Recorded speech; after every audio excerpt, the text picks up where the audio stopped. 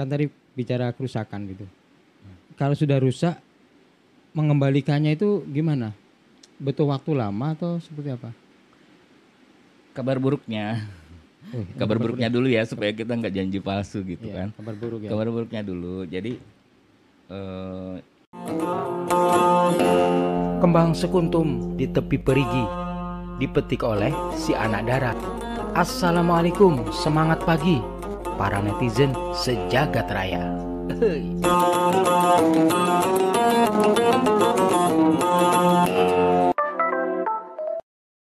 Ini kopi dari kopi apa tadi? Aren ya? Iya. Kopi gula aren. kopi gula aren. Terima kasih. Iya, terasa kopinya. Terasa gula arennya buat saya. Terasa gula arennya. Mas, kita ngobrol-ngobrol Mas ya, bincang-bincang seputar Indonesia, Riau dan Siak. Siap. Biar netizen juga kebagian ilmunya, keberkahannya obrolan kita. Amin. Kita terakhir jumpa kapan ya Mas ya? Semalam. Semalam ya? Iya, semalam kita ikut acara ngopi bareng. Aku tertarik tuh Mas, kemarin tuh Mas bilang bahwa gambut itu harta karun ya. Harta Betul, karun, ya. betul. Tapi sebelum Mas jelaskan lebih jauh, kenalan dulu sama netizen Siak Video. Baik. Saya Imam Basuki. Selama ini sudah melakukan kegiatan penelitian karena memang saya peneliti di Windrock Internasional mengenai ekosistem lahan gambut, dan itu jadi semacam dorongan buat saya untuk memahami lebih jauh mengenai apa itu lahan gambut, bagaimana peran pentingnya terhadap kehidupan kita sehari-hari. Kira-kira apa yang bisa diceritakan Mas tentang gambut? Baik, jadi mungkin pertama yang perlu untuk kita ketahui tentang gambut yaitu bagaimana dia punya karakteristik yang unik dibandingkan dengan tanah yang sehari-hari kita kenal. Karena gambut ini memang jenis tanah yang terbentuk dari sisa-sisa bahan organik atau sisa-sisa tumbuhan yang mati, dan dia sudah berproses selama ribuan tahun menjadi tebal dan juga cukup mendominasi terutama di wilayah yang berlahan basah begitu. Dan dengan karakteristik uniknya ini dia memiliki fungsi-fungsi lingkungan, fungsi-fungsi yang sehari-hari kita kadang tidak sadari arti pentingnya untuk kelangsungan hidup manusia, kalau saya boleh bilang secara gamblang gitu. Dan juga aspek-aspek lain yang terkait dengan fungsi produksi misalnya, di mana kita ketahui bahwa di beberapa negara di dunia ini sudah memanfaatkan gambut secara cukup lestari, artinya dia tetap menghasilkan produksi barang, produksi jasa yang bisa menghasilkan uang, dan tetapi kelestariannya tetap terjaga. Kita lihat saja di negara tetangga kita di Malaysia, itu ada juga praktek-praktek yang bisa memanfaatkan lahan gambut untuk kepentingan ekonomi, tetapi tetap lestari. Tetapi tidak sedikit juga praktek-praktek yang selama ini dilakukan menguntungkan secara ekonomi, tetapi secara jangka panjang justru merusak sumber daya ekosistem gambut itu sendiri, sehingga manfaat yang bisa diambil tidak berlangsung lama. Yang paling parah itu adalah pengelolaan lahan gambut yang salah. Jadi secara ekonomi juga tidak menguntungkan, bahkan secara lingkungan malah bisa membahayakan kehidupan manusia. Nanti kita bisa bahas lebih lanjut itu. Tapi itu tiga kondisi yang bisa kita pelajari dari apa yang sudah terjadi terhadap ekosistem gambut di dunia ini. Di dunia ya. Dan kalau kita memang sudah ibaratnya kita ditakdirkan tinggal di daerah gambut, di lahan gambut, kan kita nggak mungkin melarikan diri gitu dari kenyataan. Maksudnya kita pergi meninggalkan gambut, tapi kita harus bisa hidup di situ dengan cara seperti apa. Yang penting kita bisa menjaga jangan sampai rusak gitu Mas ya, maksudnya ya. Ya, seperti itu. Jadi apabila kita bisa mengelola ekosistem gambut itu dengan baik, sebenarnya manusia bisa hidup berdampingan, bahkan saling menguntungkan. Ya.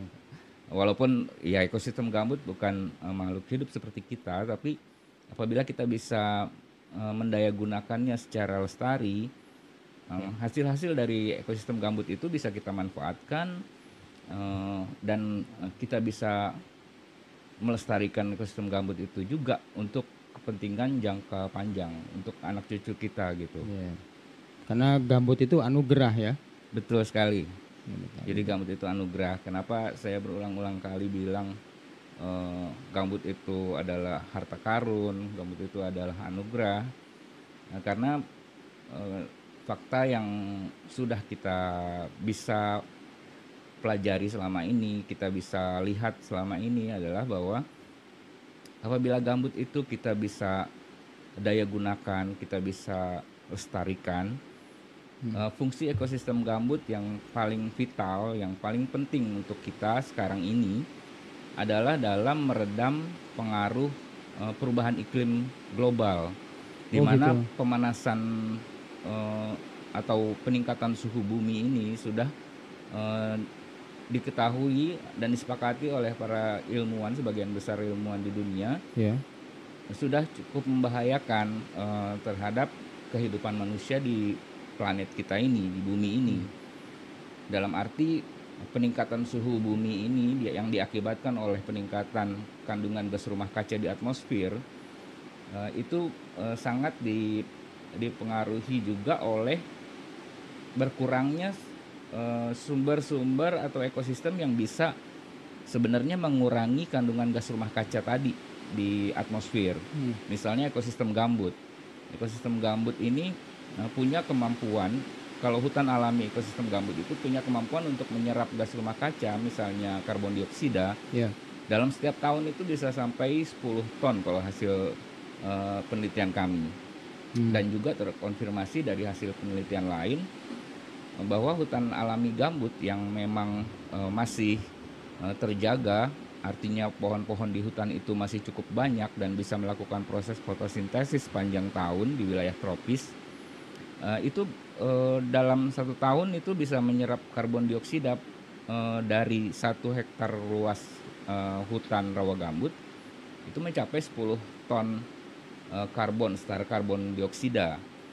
Dan apabila kita kalikan misalnya dengan luasan gambut, ekosistem gambut di Indonesia misalnya 13,5 juta yang kita ketahui sekarang, 13,5 juta hektar maksud saya, artinya itu dalam setahun itu sudah bisa mengurangi kandungan gas rumah kaca di atmosfer bumi itu sebanyak 135 juta ton. Jadi setara karbon dioksida ya, dan itu nilai yang cukup signifikan dalam mengurangi kandungan gas rumah kaca yang membahayakan kehidupan manusia itu tadi. Kenapa membahayakan? Kalau boleh dielaborasi lagi ya, Mas Hermawan. Jadi dengan terjadinya peningkatan suhu di permukaan bumi ini, kita ketahui dari hasil penelitian observasi di banyak belahan bumi yang selama ini bisa juga kita lihat di media massa, terjadi misalnya kekeringan di banyak tempat di dunia. Kemudian di belahan lain terjadi kebanjiran. Kemudian di belahan bumi lain terjadi gelombang panas dan juga melelehnya wilayah kutub, es di kutub, itu yang menyebabkan peningkatan permukaan air laut. Dan ini jadi ancaman banjir bagi negara-negara yang memiliki wilayah-wilayah pesisir pantai, apalagi pesisir pantainya terdapat ekosistem gambut gitu. Nah ini bisa membahayakan kehidupan masyarakat yang tinggal di sekitarnya. Itu maksud saya. Jadi memang harus dijaga ya Mas ya. Betul. Berarti kan gambut itu juga menjadi penyumbang besar bagi penyelamatan kerusakan apa yang tadi itu pemanasan global. Ya. Tetapi apa yang terjadi seandainya gambut itu rusak, Mas?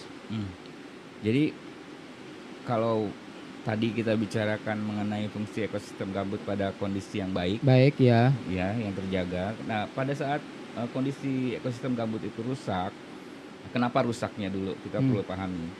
Nah, pertama, kalau di negara kita dan di beberapa negara tropis, lahan gambut atau ekosistem gambut itu sudah coba digunakan untuk menjadi lahan pertanian maupun produksi kehutanan dengan cara mengeringkan lahan gambut. Kenapa perlu dikeringkan?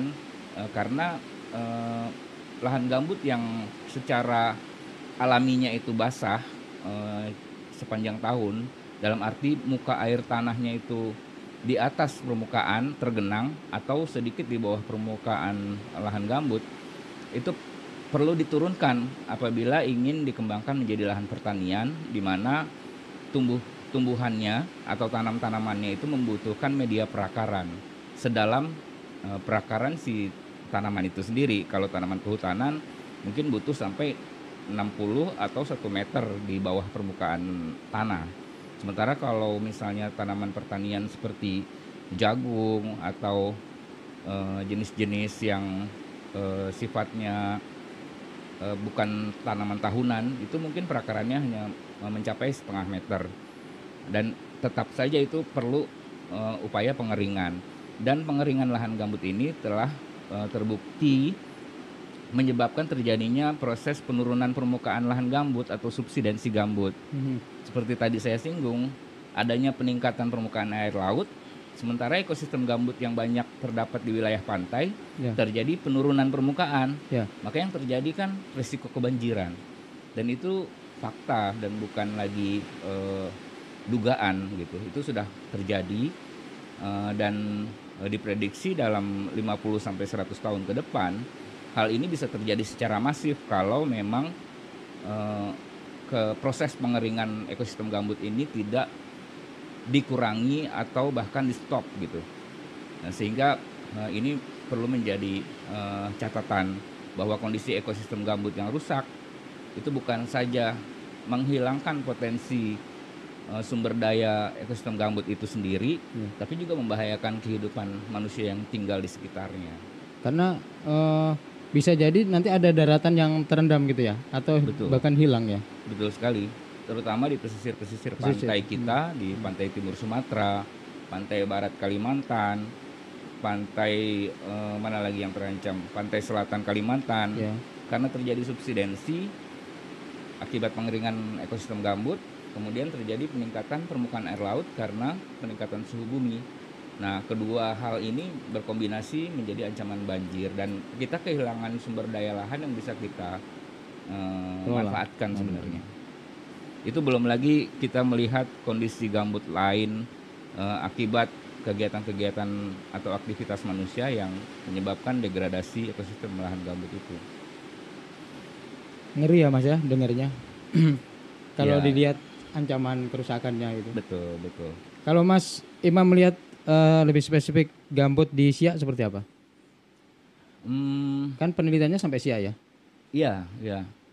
Kalau jawaban jujur hasil penelitian kami, mungkin lebih baik saya sampaikan hasil penelitian sementara ini bahwa di Kabupaten Siak ini kita temukan proses penurunan permukaan lahan gambut yang cukup saya bilang cukup ekstrim atau cukup tinggi dalam periode 1 tahun ya. Kita hitung proses penurunan permukaan lahan gambut ini dari awal tahun 2018 hingga saat ini masih terus kita amati. di beberapa lokasi yang pernah terbakar, kemudian memiliki kanal drainase yang lebar, misalnya 8 meter atau 10 meter lebarnya, itu kemudian ditutupi semak belukar misalnya, itu bisa mencapai 10 cm penurunan permukaan lahan gambutnya dalam periode 1 tahun. Memang itu nilai-nilai ekstrim ya. Rata-rata mungkin sekitar 4 sampai 6 cm per tahun. Tapi kalau kita lihat secara jangka panjang, kalau rata-rata saja 5 cm per tahun dalam 10 tahun ke depan berarti sudah setengah meter. Kemudian dalam 50 tahun ke depan itu sudah 2,5 meter penurunan permukaan lahannya gitu. Sementara kita tahu sendiri pasang laut bisa mencapai 3 meter bahkan 4 meter pasang maksimumnya ya di wilayah pantai. Sehingga ini bukan nakut-nakutin ya? Ini bukan nakut-nakutin, tapi itu kenyataan yang perlu kita pahami dan ya dalam artian ini menjadi dorongan buat kita supaya lebih bersemangat lagi dan lebih berupaya lagi untuk memperbaiki kerusakan lahan gambut yang terjadi sekarang ini. Dan seperti tadi saya sampaikan, subsidensi permukaan lahan gambut ini terjadi karena proses pengeringan lahan gambut, juga akibat kegiatan-kegiatan aktivitas manusia di atas permukaan lahan gambut yang tidak memperhatikan kapasitas dan daya dukung dari ekosistem lahan gambut itu sendiri. Mas, kan tadi bicara kerusakan gitu. Kalau sudah rusak, mengembalikannya itu gimana? Butuh waktu lama atau seperti apa? Kabar buruknya, kabar buruknya dulu ya supaya kita nggak janji palsu gitu kan. Kabar buruk ya. Kabar buruknya dulu. Jadi proses pembentukan lahan gambut itu sendiri berlangsung selama ribuan tahun. Nah, jadi hasil penelitian selama ini yang kita sudah lakukan dan juga dilakukan oleh peneliti-peneliti di luar Indonesia juga menunjukkan bahwa kisaran pembentukan lahan gambut itu ketebalannya hanya sekitar 1 sampai 2 mm per tahun. Dan itu nilai yang sangat kecil ya. Kalau kita lihat bahwa gambut kita itu kedalamannya bisa sampai di Siak saja yang sudah kita temui bisa mencapai 16 meter. Bahkan peneliti lain mengatakan bisa sampai 30-an meter gitu. Jadi kalau lahan gambut yang terbentuk secara perlahan setahun hanya sekitar 1 sampai 2 mm. Kemudian sekali dia terbakar, itu bisa terbakar sedalam 30 cm. Itu rata-ratanya bisa mencapai 50 bahkan lebih sentimeter sekali terbakar. Jadi artinya kalau sekali terbakar itu yang kita hilangkan itu adalah hasil proses yang terjadi selama puluhan bahkan mungkin ya ratusan tahun kalau sudah mencapai 50 cm ya, karena pembentukannya hanya 1 mili sampai 2 mili per tahun. Nah, artinya kita perlu berpikir ulang gitu, melihat bagaimana mudahnya ekosistem gambut ini rusak dengan kecerobohan kita misalnya yang menyebabkan kebakaran di lahan gambut, dan juga kita tetap perlu melakukan upaya-upaya pencegahan kerusakan itu. Nah, kembali ke pertanyaan tadi, apakah mungkin kita melakukan perbaikan? Sangat mungkin, dan sebenarnya upaya yang bisa dilakukan itu sebenarnya sangat mungkin dilakukan oleh berbagai pihak, termasuk masyarakat biasa seperti saya misalnya, seperti Mas Heru. Itu semua bisa melakukannya, yaitu dengan cara yang pertama kita coba menghentikan pembuatan kanal-kanal pengeringan gambut.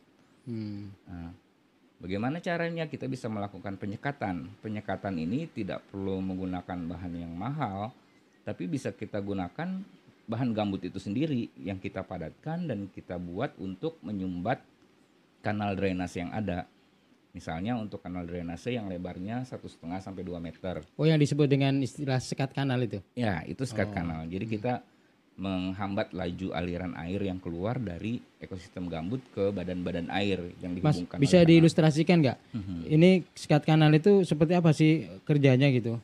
Ya, Jadi kalau sekat kanal ini seperti juga namanya, dia berfungsi untuk menyekat jalur pembuangan air atau kanal ya. Kita sebut kanal itu jalur pembuangan air yang dibuat di ekosistem lahan gambut. Biasanya dibuat melawan arah kontur. Jadi sesuai kemiringan lahan dari ekosistem gambut menuju badan air, misalnya sungai atau danau atau laut.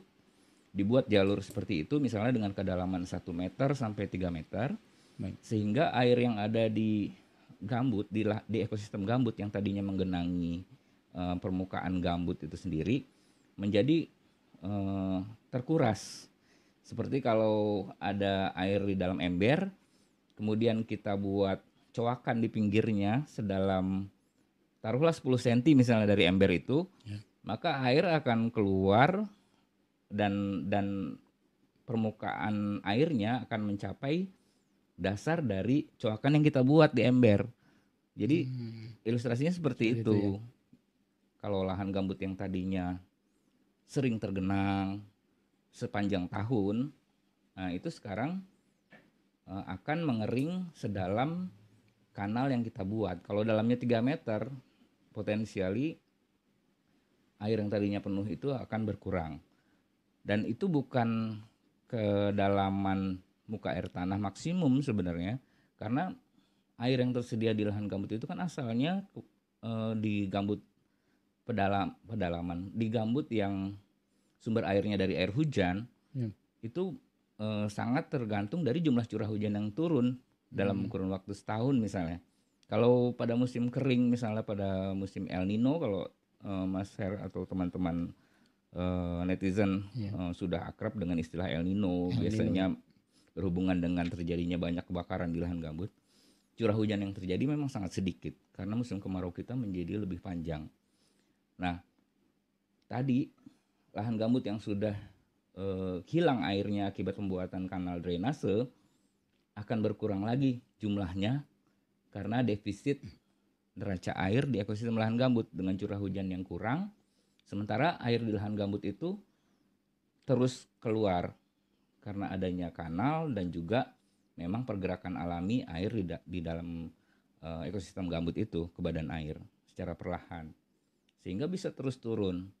Dan ini yang harus kita coba upayakan untuk mengurangi atau menghentikannya sama sekali dengan cara membuat sekat kanal. Jadi sekat kanal itu dipercaya dan memang sudah terbukti ya bisa untuk mengurangi atau memperbaiki kerusakan di lahan gambut. Ya. Walaupun tidak sebetulnya kalau dilihat tadi itu untuk mengembalikan ke ini butuh waktu yang ratusan tahun ya bahkan ribuan ya. Ya. Karena ya itu tadi proses pembentukan lahan gambutnya itu sendiri hanya 1-2 mm per tahun. Jadi kalau rata-rata lah kalau 1 meter kedalaman gambut itu hasil proses pembentukan selama 1000 tahun kurang lebih. Jadi kalau kedalaman gambutnya misalnya 8 meter bisa kita perkirakan itu hasil pembentukan selama 8.000 tahun. 8.000 tahun. Dan itu sangat mudah untuk hilang, untuk rusak apabila kita melakukan kecerobohan dalam pengelolaannya atau salah kelola. Kalau gambut terdalam di Siak itu di mana, Mas? Yang kami temukan di sekitar Taman Nasional Zamrud. Taman Nasional Zamrud? Ya, itu kalau di Siak selama ini yang kita lakukan pengamatan kedalaman gambut menggunakan bor gambut sepanjang 20 meter ya Mas. Jadi kita temukan kedalamannya hingga 15-17 meter itu di sekitar danau Taman Nasional Zamrud. Nah, sementara di situ karena di situ kalau kita lihat secara makro Taman Nasional Zamrud itu bagian dari Kesatuan Hidrologi Gambut yang dibatasi oleh Sungai Siak dan Sungai Kampar, ya. Dan juga pantai di Laut Cina Selatan ya, maksudnya di selat Laut Cina Selatan. Nah, Taman Nasional Zamrud ini memiliki ciri khas yaitu Danau Zamrud. Danau Zamrud. Ya kan yang sudah cukup ikonik lah ya, sudah cukup Jadi dikenal terkenal di ya. Indonesia sebagai danau air hitam. Nah, di sekelilingnya itu merupakan puncak-puncak kubah gambut yang memiliki ketinggian dengan perbedaan ketinggian atau elevasi dari permukaan laut cukup besar dibandingkan dengan kaki kubahnya. Jadi bisa mencapai beda ketinggian itu 20 meter maksimum lah. Jadi kalau di pantai itu kan 0 meter dari permukaan laut, di puncak kubah ini bisa 20 meter dari permukaan laut. Jadi kalau secara makro kita lihat itu akan kelihatan kubahnya. Tapi kalau secara mikro kita datang ke Taman Nasional Zamrud, kita rasakan datar-datar aja. Tapi sebenarnya itu merupakan puncak dari kubah gambut yang ada di Kabupaten Siak ini. Dan benar Mas, itu katanya memang terdalam, salah satu yang terdalam di dunia begitu. Ada pernah saya baca tulisan yang pernah saya baca itu. Ya, salah satu yang ya terdalam ya. Tapi memang di Indonesia kita juga punya beberapa ekosistem gambut yang lebih dalam lagi, terutama di ekosistem gambut yang berada di kita sebut gambut pedalaman. Jadi gambut yang terbentuk jauh dari pantai, di wilayah pegunungan malah. Oh, ada ya? Ada. Misalnya kita bisa temukan di Provinsi Kalimantan Barat, di Kapuas Hulu. Jadi di sana juga ada Taman Nasional Danau Sentarum namanya. Nah, di sana itu danaunya berada di cekungan yang dibatasi oleh perbukitan dan pegunungan. Di situ ada perbatasan Indonesia Malaysia, Betung Kerihun namanya. Nah, kemudian di lembahnya, nah itu terbentuk Danau Sentarum. Ini danau intermittent. Jadi kalau kita sebut bukan danau permanen, karena pada musim kemarau dia akan kering, pada musim basah dia menjadi danau yang luas. Ada genangan air yang banyak itu. Iya. Dan di situ ditemukan baru-baru ini juga baru dipublikasikan sampai kedalaman 20 meter lebih, dan umur gambut di dasarnya itu belum di dasar ini, karena belum bisa mencapai dasar gambut yang dibatasi oleh lapisan mineral. Itu umurnya mencapai 47.000 tahun. Jadi ini hasil penelitian kolega kita juga di Universitas Tanjung Pura dan Universitas Universitas Oregon di Amerika. Jadi mereka bekerja sama untuk melakukan penelitian dan menemukan hal ini yang cukup menarik. Dan ini saya pikir catatan umur gambut yang tertua lah sampai saat ini yang kita ketahui yang berada di Indonesia. Gitu. Jadi ya termasuk unik dan bersejarah lah ya kalau bisa kita bilang ya. Mas, kalau kita bicara tadi kan gambut itu nyambungnya sama karbon ya. Ya, gambut betul. Karbon. Itu bisa ceritakan? Iya. Jadi kenapa gambut berhubungan dengan karbon? Itu karena bahan pembentuk gambut itu sendiri yaitu bahan organik, sisa-sisa tumbuhan yang mati, baik itu daun, ranting, kayu. Jadi di dalam gambut itu kalau kita di permukaan gambut kita ambil mungkin itu halus ya bahannya ya, sepertinya udah hancur gitu. Tapi di dalam itu masih ada batang-batang kayu yang sudah lapuk tapi masih cukup keras, jadi agak terlapuk seperti itu. Dia terawetkan karena kondisi tergenang. Nah, kenapa dia berhubungan dengan karbon tadi? Jadi bahan organik ini dibentuk oleh senyawa-senyawa yang mengandung unsur karbon, misal termasuk senyawa-senyawa yang berasal dari tumbuhan mati tadi, dan dia terawetkan karena adanya proses penggenangan. Nah, karbon yang ada di dalam senyawa-senyawa sisa tumbuhan tadi itu merupakan simpanan karbon yang bercampur antara sisa tumbuhan yang mati dan juga karbon dioksida yang dirubah melalui proses fotosintesis menjadi unsur karbon yang tersimpan, dilepas melalui akar dan tersimpan di dalam lapisan gambut itu sendiri. Jadi kita perlu adanya pohon-pohon yang berproduksi, istilahnya kita berproduksi membentuk senyawa asam organik yang mengandung karbon dan disimpan di dalam ekosistem gambut, sehingga dari atmosfer diambil ke dalam tubuh tanaman melalui proses fotosintesis dan kemudian disimpan di dalam bank gambut di bawahnya. Nah, itu proses yang bisa mengurangi gas rumah kaca di dalam atmosfer ke dalam ekosistem gambut, dan itu yang sangat berharga sebenarnya, fungsi yang sangat berharga yang dimiliki oleh ekosistem gambut yang masih berfungsi dengan baik. Apa itu ciri-ciri ekosistem gambut yang masih berfungsi dengan baik? Ekosistem gambut yang masih berfungsi dengan baik itu mempunyai ciri ada genangan, karena itu juga salah satu faktor yang memungkinkan terbentuknya ekosistem gambut. Dan yang kedua, dengan adanya genangan itu, dia bisa menyimpan atau mengawetkan bahan-bahan organik yang sudah diproduksi oleh pohon-pohon tadi, sehingga awet gitu. Kalau dia kering ya nggak awet, karena dia akan teroksidasi. Artinya teroksidasi, dia diuraikan oleh mikroba-mikroba yang ada di dalam tanah gambut itu sendiri. Nah, jadi yang kedua syaratnya harus ada vegetasi nih, harus ada pohon. Nah, yang paling produktif untuk menyimpan atau menyerap karbon dioksida dan disimpan di dalam ekosistem gambut, hasil dari penelitian itu adalah vegetasi yang ada di hutan rawa gambut itu sendiri, dan juga jenis-jenis semak belukar. Semak belukar itu ternyata juga cukup berpotensi untuk jadi penyimpan karbon di dalam gambut karena produktivitas akarnya yang tinggi. Sementara kalau di hutan yang tinggi itu adalah produktivitas batang dan daun dari pohonnya. Kemudian jadi ini juga merupakan hasil yang kita temukan.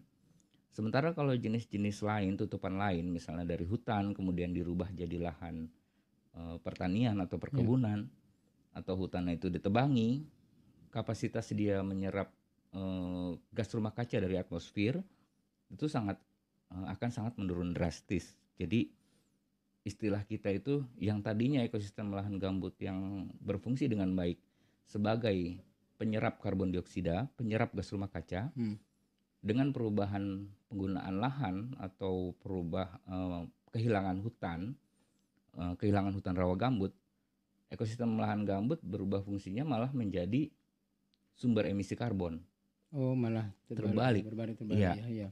Di situ juga pentingnya kita bisa menjaga kelestarian hutan rawa gambut selain mencegah tadi pengeringan dan kebakaran ekosistem gambut, tapi kita juga harus berupaya supaya jangan lagi hutan rawa gambut di Indonesia ini dirubah fungsinya gitu. Kita ketahui dari hasil studi tahun 2016 itu juga menunjukkan bahwa hutan rawa gambut yang masih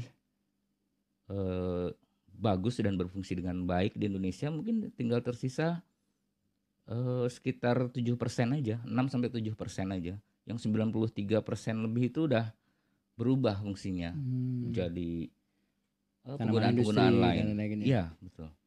Jadi kuncinya kalau artinya gambut itu tidak boleh kering kan, dan harus ditumbuhi ya, harus ada tumbuhan. Betul. Dan tumbuhannya itu memang tanaman-tanaman yang sudah ada di lahan gambut. Misalnya artinya jenis-jenis tanaman tertentu ya, tanaman-tanaman yang misalkan ditanami tanaman lain itu, ya akasia atau apa gitu.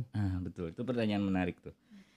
Jadi kalau ekosistem gambut ini memang mereka sama-sama pohon ya. Ya. Hutan rawa gambut juga artinya banyak milih pohon juga besar. kan. Betul. Pohonnya itu. Jenis pohonnya ini penting karena kalau kita menanam jenis pohon yang aslinya dia tumbuh di lahan kering, maka dia akan membutuhkan media perakaran yang juga kering, sehingga mendorong pengelolanya untuk mengeringkan lahan gambut sesuai dengan kebutuhan media perakaran. Nah, di situ. Jadi bagaimana caranya menjembatani ini supaya kita tetap punya lahan gambut yang berfungsi dengan baik, tapi kita juga bisa melakukan produksi. Misalnya tadi kayu akasia misalnya. Ya. Bagaimana caranya?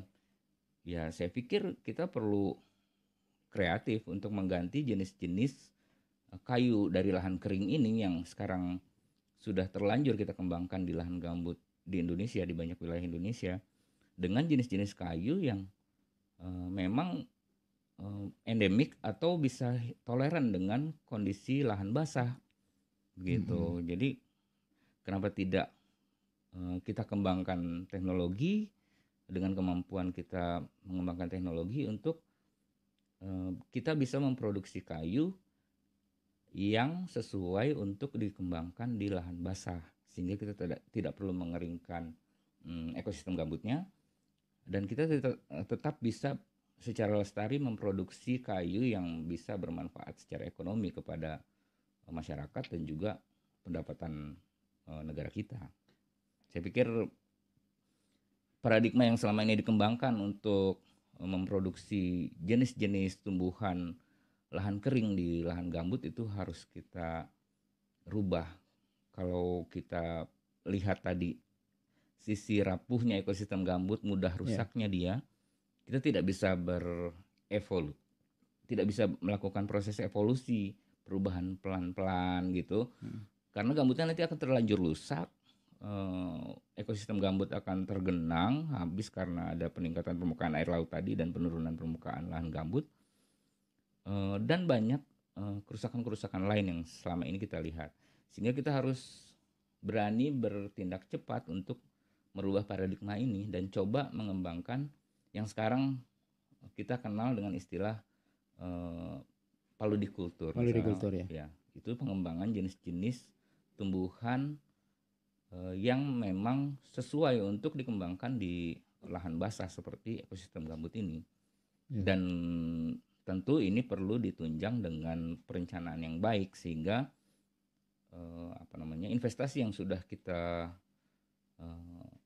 buat di dalam pengembangan jenis-jenis paludikultur ini bisa juga menguntungkan secara jangka panjang. Itu perlu kajian-kajian ekonomi, pengembangan bisnis dan lain-lain. Tapi pada prinsipnya itu yang sesuai untuk kelestarian lahan gambut. Nanas yang di tanah gambut itu manis-manis, Mas. Betul. Di Sungai Api itu saya banyak rasain juga. Iya. Saya suka. Jadi airnya banyak. ada mana grade A juga katanya ya. Betul. Ya. Jadi artinya kalau tanaman itu memang cocok di lahan gambut, memang hasilnya bagus. Iya.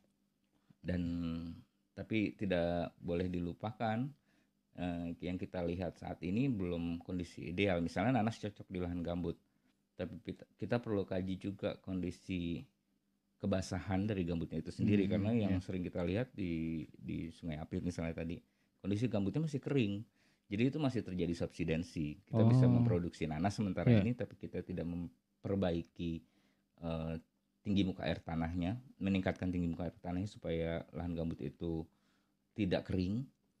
Nah, itu kita masih punya resiko-resiko lingkungan di kemudian hari gitu. Ya harus diperlakukan dengan baik ya. Iya Mas ya. Ya. Ngopi dulu Mas. Setuju. Lengket Mas ya. Iya, ini karena panas nih Mas. Karena panas ini jadi lengket kopinya. Ya.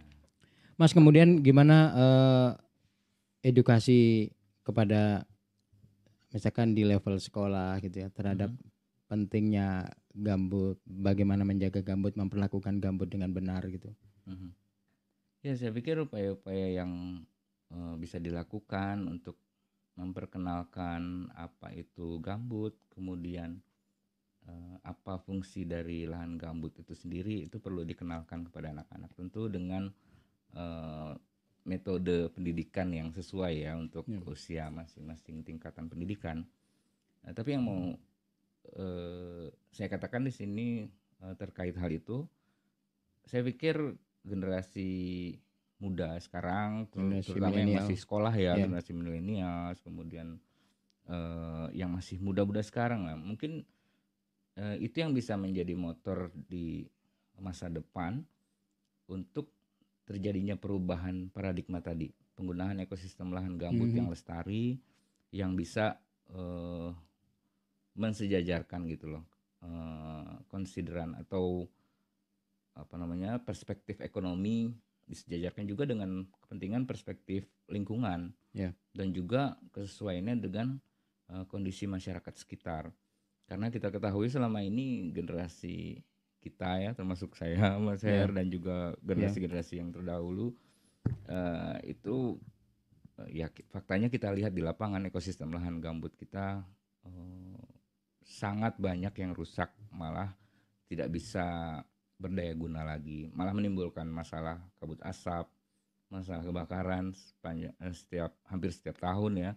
Kemudian juga tadi resiko-resiko banjir dan lain-lain yang kita lihat selama ini. Kalau ada metode atau apa gitu yang mengedukasi tentang gambut terhadap anak-anak muda, anak di level-level sekolah itu, saya pikir membantu juga itu. Saya Atau setuju. penyelamatan ya. Saya setuju Mas Her. Jadi memang ya mudah-mudahan juga dengan podcast ini gitu banyak generasi muda yang saat ini memang sangat akrab dengan ya dunia media sosial, kemudian dunia maya gitu, bisa mungkin ya melihat kemudian coba mencari tahu lebih banyak. Biasanya kita belajar dan mendapatkan pemahaman lebih baik karena kita terjun langsung untuk memahami dan juga mengenal lebih jauh tentang apa itu ekosistem gambut, di mana adanya, kemudian bagaimana yang selama ini kita mengelola dan juga nanti mencoba cari tahu bagaimana memperbaiki apa yang masih kurang dari situ. Saya pikir itu sih. Netizen kalau ada yang penasaran atau apa yang ditanyakan boleh tulis di komentar pertanyaan-pertanyaan seputar gambut. Nanti Umi Imam akan bantu jawab. Insya Allah pasti dengan senang hati. Iya. Ada yang perlu disampaikan pesan-pesan untuk generasi milenial atau yang semua pun siapapun yang menonton ya. sini ya.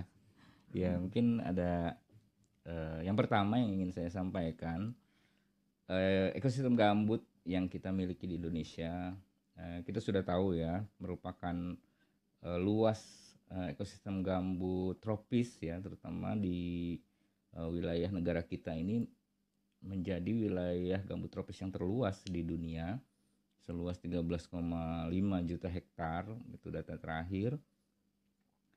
Dan kita harus menganggapnya sebagai anugerah, harta karun yang harus kita rawat dan berdayakan supaya bisa memberikan kesejahteraan buat kita semua.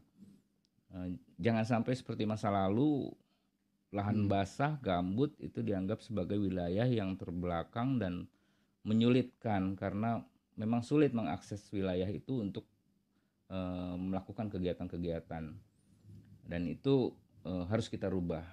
Kita lihat manfaat dari lahan gambut itu secara benar. Jadi kita tidak paksakan sesuatu kegiatan, misalnya seperti sudah kita jelaskan panjang lebar tadi dari sisi pertanian, kehutanan. Kita memaksakan hal-hal yang tidak sesuai di ekosistem lahan gambut, yang justru merugikan kita di saat ini, bahkan mengancam kehidupan kita di masa depan. Dan itu saya pikir penting untuk jadi pemacu kita untuk lebih berupaya lagi memahami arti penting dari ekosistem gambut, dan yang kedua adalah berupaya untuk memperbaiki apa yang saat ini masih kurang, masih rusak, dan sehingga kita bisa mewariskan ekosistem gambut yang lebih baik ke masa depan, yang memberikan harapan buat generasi-generasi mendatang, sehingga mereka masih bisa juga mendapatkan manfaat dari ekosistem lahan gambut. Oke, itu Mas Her. Terima kasih. Luar biasa, makasih sudah datang. Terima Sama-sama, kasih terima kasih, netizen yang sudah Mas Her. nonton. Terima kasih juga yang Terima kasih semua. baru menemukan channel kami syapvideo.id, media jurnalisme tentang lingkungan, budaya dan hak asasi manusia. Bang Taufik memasang luka dipasang satu persatu. Billahi taufik wal hidayah. Assalamualaikum warahmatullahi wabarakatuh.